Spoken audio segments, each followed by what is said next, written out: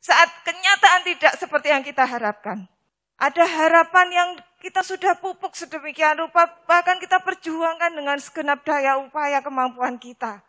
Karena memang kita harus berusaha semaksimal mungkin dan Tuhan yang menentukan. Tapi mengapa Tuhan tidak kunjung memberikannya? Mengapa Tuhan tidak mewujudkannya menjadi kenyataan? Mengapa pergumulan kita tidak dijawab Tuhan? Kenapa ini terjadi pada saya Tuhan? Kenapa saya? Kenapa harus saya yang alami ini? Yang pertama kita mesti sadari bahwa hal yang kita harapkan belum tentu adalah hal yang benar-benar terbaik. Di dalam Roma 3 ayat 23 dikatakan kita telah kehilangan kemuliaan Allah. Sadari bahwa ini awal mulanya kenapa pengharapan kita kadang keliru. Pengharapan kita yang mungkin kita berpikir ini baik buat saya, kadang keliru. Karena apa? Karena sudah tercemari oleh dosa tadi. Kesadaran berikutnya adalah hati pikiran manusia yang terbatas itu hanya mampu melihat hal-hal yang ada di depan saja.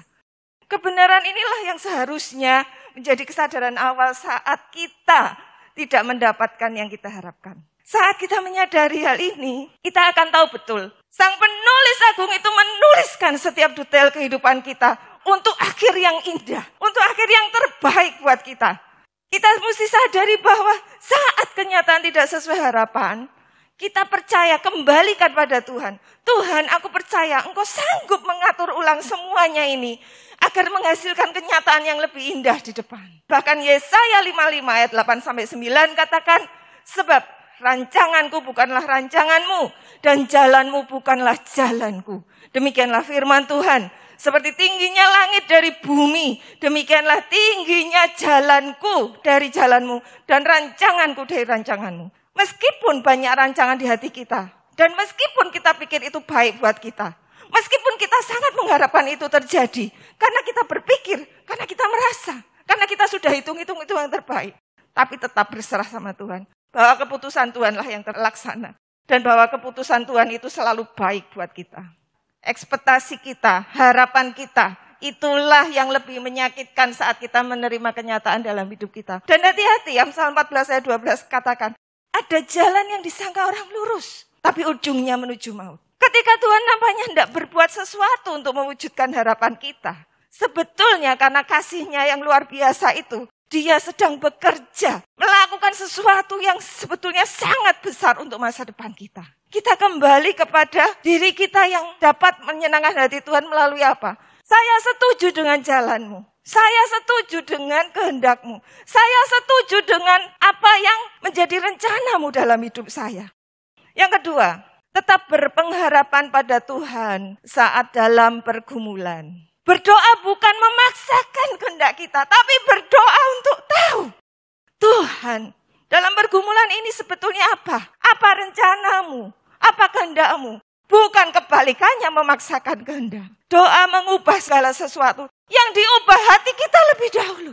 Yang diubah pikiran kita lebih dahulu. Supaya apa? Supaya selaras, sesuai dengan rencana kehendak Tuhan. Sehingga kita merasakan, oh indahnya rencana Tuhan dalam hidup saya. Melalui pergumulan, saat kita tetap berpegang pada Tuhan, pergumulan itu menjadikan iman dan kerohanian kita terus diasah. Semakin meningkat, semakin melekat sama Tuhan. Namun pertanyaannya, dan ini yang sering kali terjadi, apakah kita dapat bersabar dan tetap berpengharapan pada Tuhan saat dalam pergumulan? Pengharapan adalah kekuatan Allah di dalam kita untuk menghadapi persoalan kehidupan. Berpengharapan berarti tetap percaya, tetap berharap, tetap menaruh imannya kepada Tuhan. Bahwa Tuhan memampukan bertahan menghadapi dan melalui pergumulan. Itulah pengharapan. Dan pengharapan tidak mengecewakan. Karena kasih Allah telah dicurahkan di dalam hati kita oleh Roh Kudus yang telah dikaruniakan kepada kita. Roma 5 ayat 5. Mengapa harus tetap berpengharapan pada Tuhan? Karena Tuhanlah satu-satunya yang dapat diandalkan. Sanggup mengubah hal yang buruk menjadi kebaikan buat kita. Dan yang kedua, karena Tuhan tidak pernah berubah.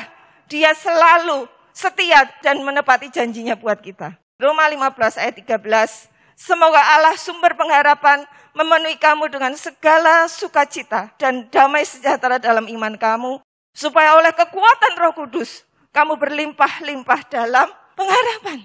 Jadi jangan pernah berhenti berharap. Meskipun kondisi kita saat ini sangat jauh dari yang kita harapkan. Jangan lelah berharap sama Tuhan. Dia tahu apa yang akan dijadikannya untuk hidup kita. Dan itu pasti untuk kebaikan buat kita.